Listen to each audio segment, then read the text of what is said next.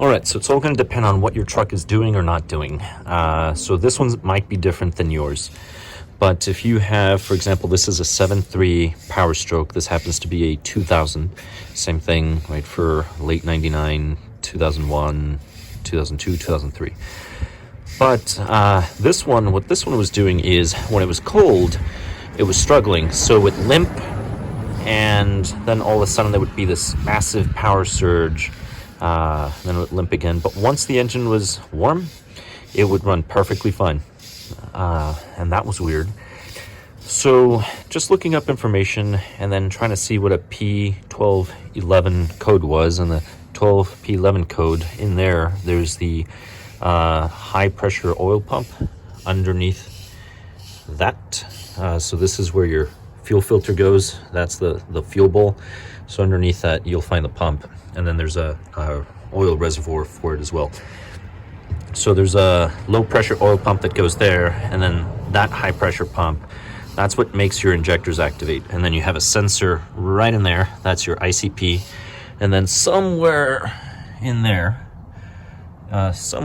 you have your IPR, I believe it's called. It's a little valve. There's a little nut inside that usually kind of goes out on them. Well, not usually, but can. So when I was looking at the data, now toward the end I'm going to tell you what the issue with this one was, but just to give you an example, most of the cases that I found were, they were saying that was bad, or that sensor was bad, or the other one was bad. And I was just thinking, man, that's a lot of money. This one right over here, this one's about 150, that one's about 250, and then the pumps, depending on where you go, they can range anywhere from 700 and up, and that's after you get your core. But what I was noticing is most of them said that it would run well when cold, and it would have issues when hot, but that wasn't the case with me. It was the opposite. So then I started looking into how things work, and then I realized, wait, that's a high pressure pump for oil, and that activates the injectors for oil. So it can't be the other way around. So long story short, I put two and two together thanks to elementary science or middle school science. And if you think about it, my issue was it wasn't running well when it was cold, and then all of a sudden it just died. It would crank, eventually it stopped cranking, but it would crank and then it wouldn't turn back on, and I couldn't figure out why.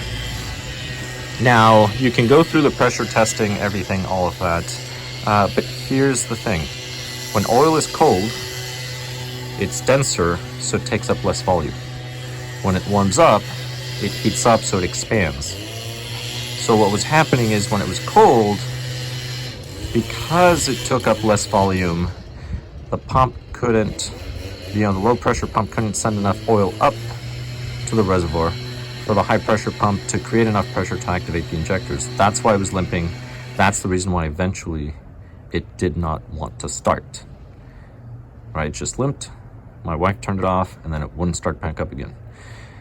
Now, when it was hot, before, when it was coming on, when it was hot, if you think about it, when it's hot, the oil expands, takes up more volume, so the low pressure pump can send more oil to the top. So long story short, I did what any person, reasonable person, should have done, and that is check the oil. It was low on oil, so the only thing I did was I bought some Shell Rotella T6 synthetic. I ended up putting 4 liters, so just over 4 quarts in there, because that's what it needed, measured it.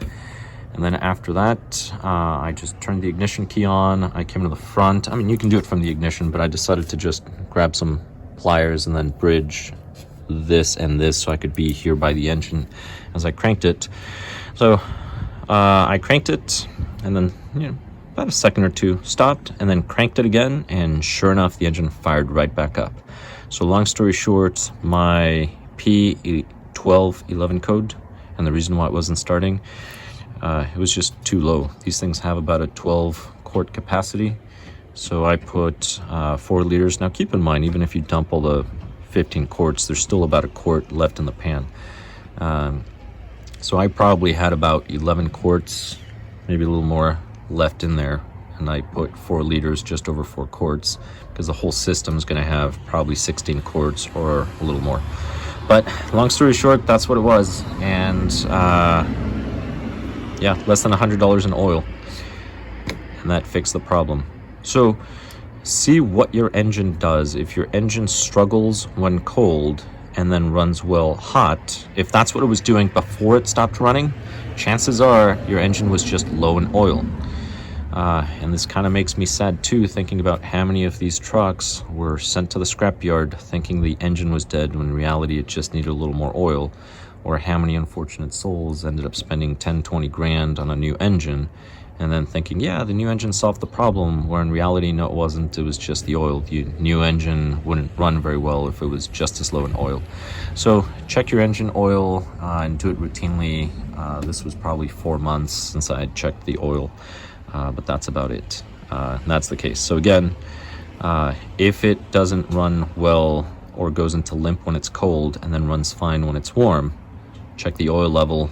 Once you lose about 4 quarts of oil, you're going to start having problems. Maybe sooner than that, but just keep that in mind. So just top off your oil, never overfill.